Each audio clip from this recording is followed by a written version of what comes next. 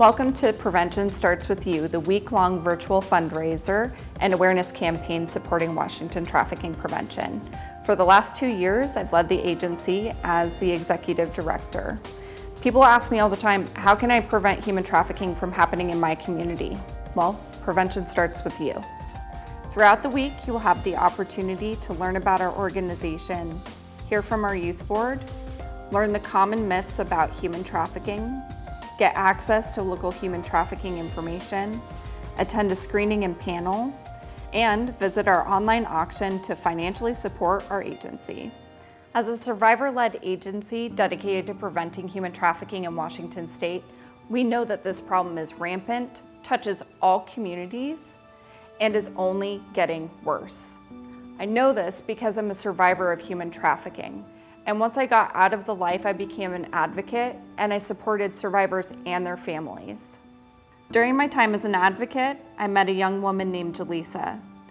Jaleesa was not only stuck in the life, but she was also grieving for her beloved sister who had gone missing in 2007. Jaleesa's sister's story has been widely publicized, but what you haven't heard is how that story flipped a happy, athletic high school girl's hopes and dreams upside down and led her to the streets in despair. She had a really special bond with all of us because we have an older sister who's 9 years older than Danica, and then a little sister who's 5 years younger than Danica, and then me. So we all had like that special relationship. She kind of tied us all together. She was just such an amazing person. Like, she'd come home and her smile would just brighten up the room and just make everybody feel happy. And then, so when she disappeared, it was, everybody's world just fell apart. Danica was supposed to come home. It was December 21st. We're all waiting for her. She doesn't show up. Hours pass, the day's over. My mom's calling, phone's going to voicemail, and we find out that she was down at this hotel. Even though she wasn't living at home, she was still family-oriented. No history of running away, nothing like that. Her phone, her purse, and her coat were left at that hotel room.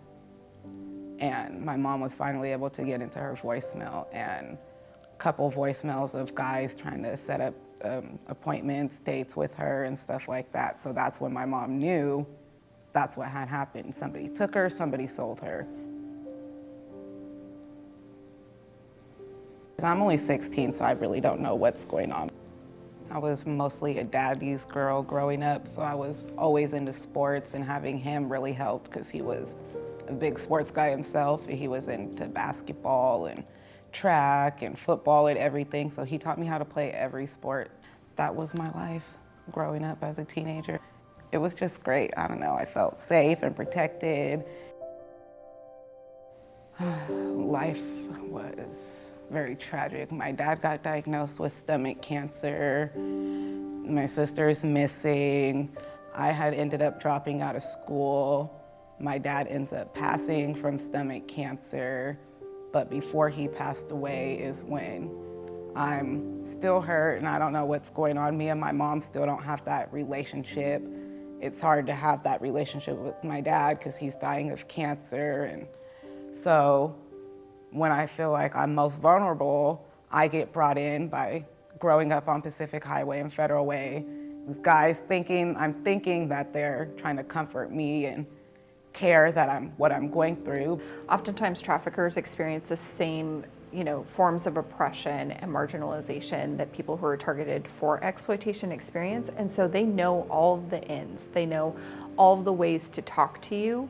They know what it is that they need to say in order to get you to buy into whatever it is, and they build this relationship and form intimacy and bonds that you're most likely missing in your day-to-day life. They start, well, it's okay, I'm here for you if you ever need anybody to talk to, and I'm here to listen, and I felt like that's what I needed. And so they say, I'm gonna show up for you, I've got your back no matter what, I know you have nobody to talk to, and I'm gonna be everything for you, you're my entire world.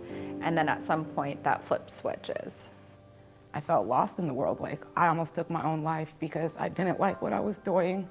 I don't have my dad, or it's just not fair that they take you and do those things to you when they see and know that you're hurting.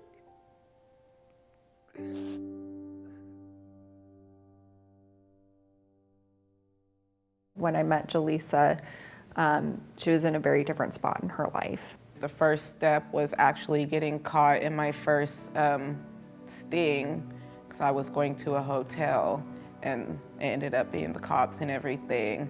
And then I met this great lady. When I heard Jaleesa's story and made the connection that it was her sister, Danica, that went missing, I honestly thought, not another one, like not another family that's been touched just like this, you know.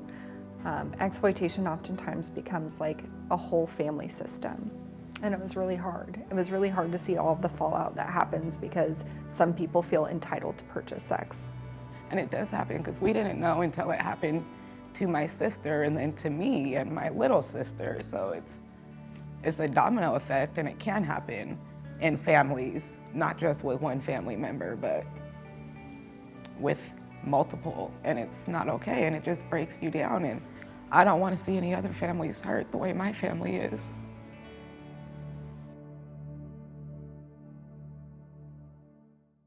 What happened to Danica, Jaleesa, and thousands of other kids in Washington State every year is preventable. We can stop this from happening in our communities. Washington Trafficking Prevention offers life-saving education to schools, families, community members, and professionals. Our work can continue with your help. Please join us all week to be inspired and find out how prevention starts with you.